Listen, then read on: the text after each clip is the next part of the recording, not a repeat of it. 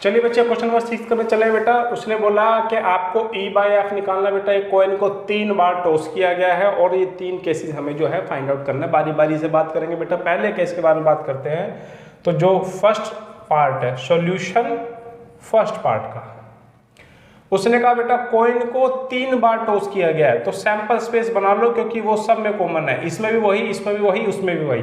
Sample space बना लो बेटा। तीन जो है 3 टॉस ऑफ अ कॉइन। तो बच्चे आपका 3 हेड डाल है, 3 हेड बच्चे हमने इसमें एक टेल डाल दिया। अब टेल की को शिफ्ट करो, फिर बच्चे आप 3 टेल ले लेना, इसमें एक हेड डालना, फिर उस हेड को शिफ्ट करना। हेड टेल तो मैं लिख चुका हूँ ना, ये वाला तो गलत हो गया। ये ऐसे रहेगा, ठीक है। 8 केस होने चाहिए, 1 2 3 4 5 6 7 8, बिल्कुल ठीक है, कोई दिक्कत नहीं है। अब ई और एफ डिफाइन कर रखा, पहले ई की बात करते हैं। उसने कहा ई क्या है, हेड ऑन थर्ड टॉस। यहां लिखता हूं हेड ऑन थर्ड टॉस। भाई हेड जो है ना वो थर्ड टॉस पे हेड होना चाहिए। तो अगर मैं यहां से ई को छाट करके अलग करूं तो थर्ड टॉस पे हेड होना चाहिए, थर्ड टॉस पे हेड। तो देखो इसमें थर्ड पोजीशन पे हेड है, इसको लिख लो। और देखो इस पे भी थर्ड पोजीशन पे हेड है, इस पे भी थर्ड पोजीशन पे हेड है, और इस पे भी थर्ड पोजीशन पे हेड है। अब एफ देखो, head on first 2 tosses. F head on first 2 tosses, पहले 2 टॉस पे हेड। तो भैया देखो इसमें पहले 2 पोजीशन पे हेड है, तो इसको हमने कर लिया हेड हेड हेड। और देखो पहली 2 पोजीशन पे हेड कहाँ है, इसमें नहीं है, इसमें नहीं है, इसमें है, ठीक है। दोनों में कुछ कॉमन है,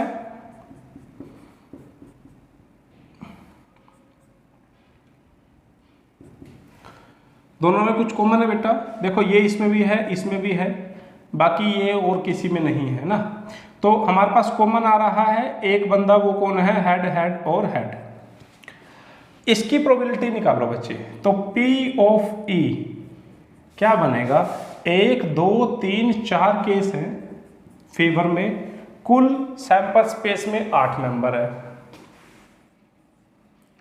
P ऑफ F निकालो, 1 2 फेवर में 2 और कुल मिलाकर के 8। इंटरसेक्शन की बात करो, एक ही है, कुल केस कितने हैं, 8 है। निकल गया। निकालने को क्या कहा था, E बाय F। प्रोबेबिलिटी क्या सिखाया था, इंटरसेक्शन ऊपर और जो बाद में F है वो नीचे। इंटरसेक्शन ऊपर यानी कि 1/8, F नीचे यानी कि 2/8। आंसर आ गया 8 से 8 कट के 1/2। पहला केस हो गया, ठीक है। दूसरा देखते हैं, इसको मैं रब कर रहा हूं। दूसरा E एट लीस्ट 2 हेड। भाई एट लीस्ट 2 हेड का क्या मीनिंग है कि कम से कम 2 हेड, कम से कम 2 हेड, यानी कि 3 भी होंगे तो चलेगा। एट लीस्ट 2 हेड मतलब कम से कम, यानी कि एट लीस्ट 2 हेड का मतलब है कि 3 भी होंगे तो चलेगा, है ना। एक हेड नहीं होना चाहिए। तो हमने एक हेड या उससे कम वाले को छोड़ देना है, एक हेड या उससे कम वाले को छोड़ देना है। देखो उससे कम है जी, 0 है, इसको नहीं उठाऊंगा। एक हेड नहीं उठाऊंगा, इस एक हेड नहीं उठाऊंगा, एक हेड नहीं उठाऊंगा। भाई उसने कहा तो था कि कम से कम 2 हेड हों, यानी कि या तो 2 हेड हो या 3 हेड हो। आगे आ जाओ इस वाले पे, F at most two head, at most two head. ज्यादा से ज्यादा दो हेड का मीनिंग क्या होता है? ज्यादा से ज्यादा दो का मतलब है कि तीन वाले हेड को छोड़ दो, बस ज्यादा से ज्यादा दो हेड, तो तीन हेड नहीं होने चाहिए, बाकी सबको लिख दो। तो मैं बाकी सबको लिखने जा रहा हूं, ध्यान से देखना बेटा, इसमें कुछ रॉकेट साइंस नहीं है बच्चे, जनरल चीजें हैं। अगर 12th में आकर के जनरल चीजें भी समझने में इतनी दिक्कत हो जाएगी तो कब समझेंगे? दोनों की इंटरसेक्शन निकाल दो। कॉमन कौन कौन है? देखिए ये है, इसमें है, ठीक है, ये आ गया कॉमन, ये भी आ गया कॉमन, अरे तो तीन तीन खिलाड़ी कॉमन आ गए, ये और ये। पी ऑफ ई कितने फेवर में? 1 2 3 4 4/8। पी ऑफ एफ कितने फेवर में? 1 2 3 4 5 6 7। इंटरसेक्शन में 1 2 3, ठीक है। फार्मूला क्या होता है बेटा? P of E intersection F upon में बाद में कौन था? एफ, तो एफ नीचे, उसकी वैल्यू कितनी है? 3/8, नीचे वाले की वैल्यू कितनी है? 7/8। 8 से 8 कैंसिल बेटा, 3/7 जो है वो अपना आंसर। ऐसे करना है। लास्ट पार्ट देखो,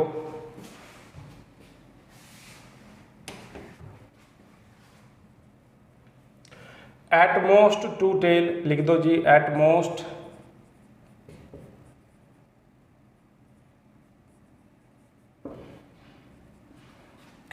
ज्यादा से ज्यादा दो टेल हो, यानी कि टेल ना भी हो तो चल जाएगा, मगर 3 टेल नहीं होनी चाहिए। ज्यादा से ज्यादा 2 टेल का मतलब क्या है कि 3 टेल नहीं होने चाहिए, तो 3 टेल को छोड़ करके बाकी सब को लिख दो।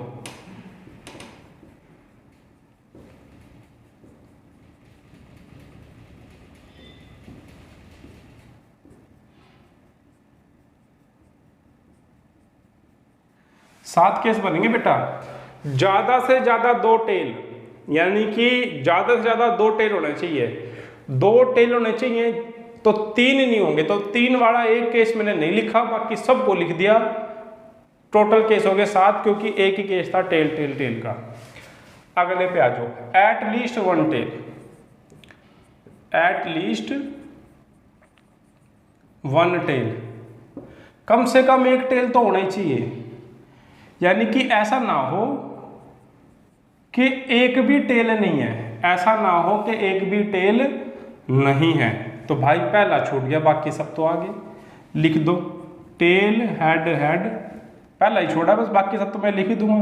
Head tail head, head head tail, tail tail tail, head tail tail, tail head tail, tail tail head. Intersection देखो कौन कौन कॉमन है, देखो जी, ये कॉमन है, ये भी कॉमन है, ये भी कॉमन है, और ये भी कॉमन है, ये भी कॉमन है, ये भी कॉमन है, यानी कि सिर्फ इसको छोड़ करके बाकी सब कॉमन है, तो सबको लिख लो फिर।